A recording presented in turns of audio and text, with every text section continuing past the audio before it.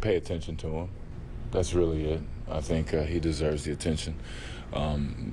Most from what I see on film is just guys not paying attention to him. He can play basketball. I don't know why they don't, but it is what it is. I mean, just challenge him, and it's the NBA. He's going to probably hit some tough shots, but we can't allow him to get easy ones.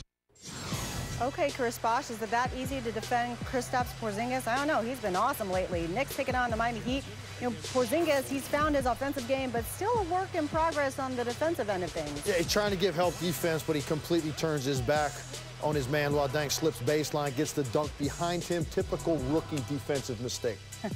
And New York's bench play was essentially Knicks in the first half. Lance Thomas with the miss. Thomas misses. The Heat forced the Knicks to miss 15 of their 16 shots at one point. What happened? Well, you see the way Miami's playing them. They're clogging the lane. They're going to force New York to shoot threes. They're not a great three-point shooting team. Their bench has been strong for them this year, but they didn't really give them much offensive production in this game. So the Heat would be up by 22 at the half. And look at Dwayne Wade. He's also like a fine wine as well. Vintage Wade right there. The head fake, the floater off the glass, an array of shots throughout his career. 10 points in the third quarter for him, 16 points, 5 assists for the game, and the Heat gets the win 95-78, snapping the Knicks' 4-game winning streak. Wade, what say you after the game?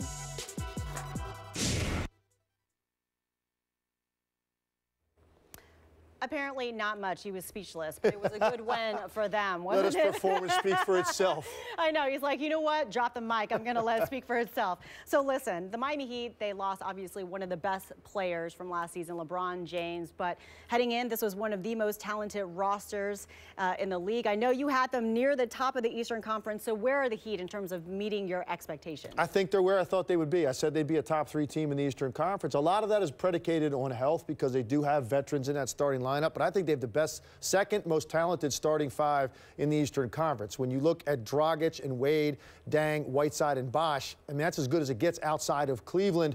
And I love the depth of this team. They're sharing the basketball. They've had some guys emerge this year. We saw flashes of brilliance out of Whiteside a year ago, but now he's a guy that's putting up 15 points, 11 boards, and almost 5 blocks a night. When you add that to the draft pick, Justice Winslow, who's a guy that's already become an elite defender in this league, getting 28 minutes a night. Gerald Green chipping in with about 8 points a game off the bench.